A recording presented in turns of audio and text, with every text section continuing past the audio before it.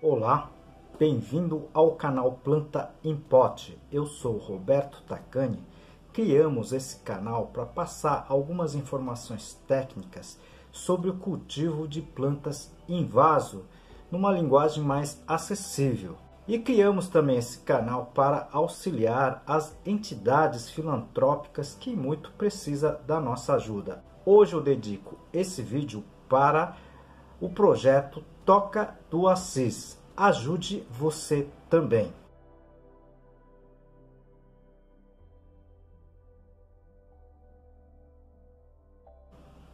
E peço também a sua ajuda.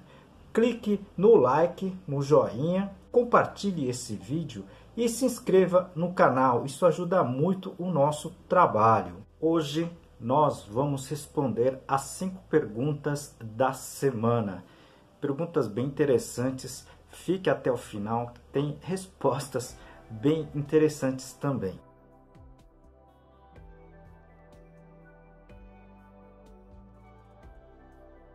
Aproveito essa oportunidade para apresentar para vocês um dos meus trabalhos, esse livro, Cultivo Técnico de Plantas Suculentas, da minha autoria e mais 2 colegas. Esse livro está escrito em 10 capítulos, tudo sobre a parte de cultivo de plantas, né?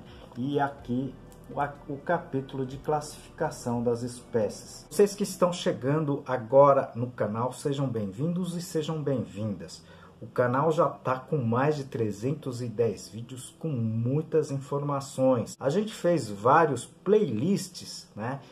Com assuntos sobre substrato, adubo, pragas e doenças e muito mais. São 15 playlists. Se você puder assistir, seria bem interessante também. Essa seção desses vídeos só existe porque vocês me encaminham as suas perguntas, tá certo? Então, não deixe de enviar as suas dúvidas, né, as suas perguntas, porque isso ajuda muito, tá? Essa seção de vídeo e perguntas muito interessantes, nós iremos fazer o vídeo como um todo, tá certo? Então encaminhe as suas perguntas. A primeira pergunta, que é uma pergunta muito comum, tá certo? O Rafael e algumas outras pessoas já me encaminharam essas perguntas, né? É sobre as bromélias, né? Eles perguntam se as bromélias, tá? Elas criam habitat natural para que as dengues se desenvolvam, tá certo? Essa pergunta já me foi feita há muito tempo. Eu dei consultoria para vários produtores de bromélias, na qual trabalhei também com várias bromeliáceas. Até hoje a gente trabalha com bromeliáceas, né? E a gente tem que colocar uma situação, tá certo? Que exatamente não existem, né, trabalhos científicos comprovando isso. A gente tem visto sim as bromélias com larvas, tá certo? Mas eu não sei dizer para vocês se são larvas exatamente da dengue ou não, porque eu não sou especializado nessa área da parte chamada entomologia, tá certo? O que eu posso dizer para vocês é que as bromélias, na sua natureza, tá certo? Ela acumula água, a gente chama de copinhos, né, nos copos da bromélia, tá certo? E essa água fica por um bom tempo, inclusive a própria bromélia aproveita-se dessa situação, né? É da biologia das bromélias. E normalmente essas bromélias nativas, né, na sua situação da natureza, na natureza, você não percebe larvas de mosquito, tá certo? Então, tanto é que muitas dessas águas, elas estão numa coloração esverdeada. Existem vários predadores de insetos que moram nesse habitat e quase que a gente não percebe essa situação, tá certo? Se isso fosse realmente correto, né? O pessoal, por exemplo, da região litorânea, onde tem muito bromélia nativa, né, que a gente conhece desde Rio Grande do Sul até Bahia, uma quantidade muito grande de bromélia, todo mundo estaria com a dengue, tá certo? Então eu acho que necessita-se de maior número de pesquisa com relação a isso. Eu irei fazer um vídeo a respeito, tá certo? Sobre como é que a gente pode trabalhar com isso, né? Com as bromélias, tá certo? Se você puder aguardar, irei fazer um vídeo sobre isso, tá certo? Segunda pergunta encaminhada pela Simone, eu achei bem interessante, né? Ela acabou perdendo a Phalaenopsis, a sua orquídea Phalaenopsis, por essa doença chamada de mancha aquosa. Se vocês não assistiram esse vídeo, eu vou deixar aqui no izinho, só vocês clicarem no izinho, vocês vão poder assistir o vídeo, tá certo? Nesse caso em que não existe mais a gema central da orquídea, tá certo? E as raízes estão bem, elas ficam realmente vivas durante algum tempo, mas depois elas vão acabar morrendo, tá certo? Porque você não encontra mais a gema, digamos assim, apical, tá certo? Então, essas raízes acabam morrendo, tá certo? Existe sim uma metodologia que você pode fazer, tá certo? Digamos assim, o ressurgimento dessa gema, tá? Com as raízes, com as células das raízes, na verdade com a meristema das raízes, tá certo? Que ficam bem no ápice das raízes novas, tá certo? Então, mas isso é um processo laboratorial muito complicado, que é conhecido como cultura de tecidos vegetais, tecidos meristemáticos, tá certo? Então, não vale a pena, viu? Então, é melhor, tá certo? Você acabar descartando, né, essa parte das raízes, porque elas vão acabar morrendo, tá certo? Aproveito esse momento para apresentar um dos meus trabalhos, esse livro Cultivo Moderno de Orquídeas, da minha autoria e de mais 2 colegas. Esse livro aqui está em 12 capítulos, eu vou apresentar para vocês a parte, tá, do controle de pragas. A terceira pergunta encaminhada pela Eneida que sempre participa com a gente aqui, né? Ela pergunta se utilizar o Sombrite em cima do filme plástico, você tem uma durabilidade maior do seu filme plástico.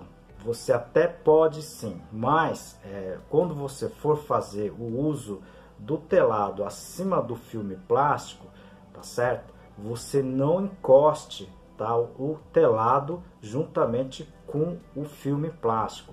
Eu fiz essa experiência quando eu transformei, tá, a granja no orquidário, tá certo? Mas o espaço entre o filme plástico e o telado ficou muito pequeno, tá certo? E com o tempo o telado encostava-se no plástico, ok? E com isso, com umidade, fez exatamente o oposto. O plástico teve uma durabilidade muito menor, ok? Então, não é interessante você colocar o Sombrite acima do plástico junto, tá certo? Se você tiver uma distância aí de 15, 20, 30 centímetros seria ideal, até mais, né? Alguns produtores de orquídeas colocam uma distância de quase 1 metro, 1,5 metros, tá? do telado acima do plástico, ok? Isso vai favorecer principalmente com relação à temperatura dentro da sua estrutura, do seu orquidário, tá certo? Eu irei falar mais sobre esse assunto, ok? Acompanhe que a gente vai passar mais informações sobre o cultivo protegido. A quarta pergunta, a Gisela me manda, mas é bem difícil de responder aqui, né? Ela pergunta qual a melhor faculdade de agronomia do Brasil, tá certo? Olha, eu vou, na verdade, comentar de uma forma muito ampla, porque eu não conheço todas as faculdades de agronomia do Brasil. Eu lecionei em praticamente 5 faculdades de agronomia, né? Tá? 4 particulares e atualmente eu estou na Federal aqui do Ceará. Acho interessante o seguinte, tá certo? Quem faz, na verdade, quem cursa e quem faz, tá certo, o seu currículo é você, tá? É o estudante, tá certo? Então, eu sempre digo, né? Conhecimento nunca é pouco, né?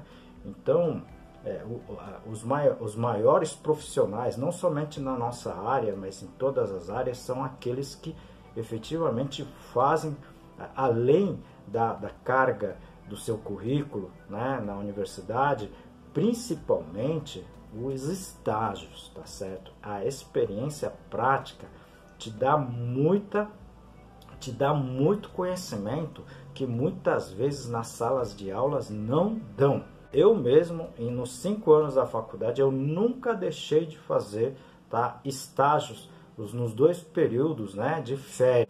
Essa é uma coisa que eu sempre falo para todos os alunos, tá? Se você pensa em fazer o curso de agronomia, independentemente da onde seja, faça os seus estágios. Isso é muito importante. Tá? Quinta pergunta, também muito difícil de responder, né?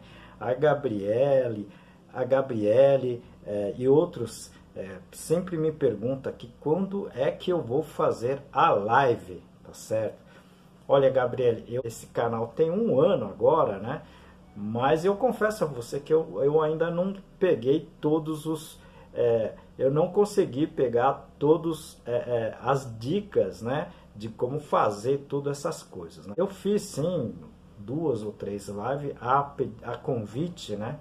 Mas eu confesso a você que ainda eu acredito que ainda é cedo para isso, tá certo? Eu irei sim fazer essas sessões de lives, mas num futuro breve, tá certo? Não vai ser agora não.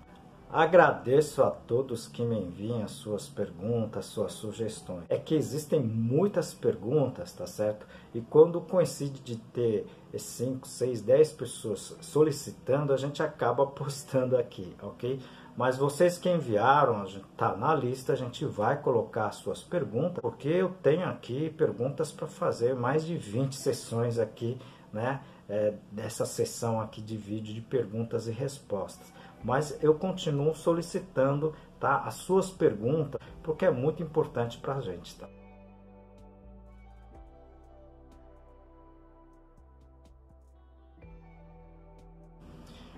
E conto com você também para esse canal, tá certo? Essas informações são gratuitas, por isso, se vocês puderem clicar no like, no joinha, compartilhar esse vídeo, inscrever, tá certo? E também clicar nesse sininho seria muito interessante, ajuda muito o nosso trabalho aqui. Conto com vocês, muito obrigado, até o próximo vídeo.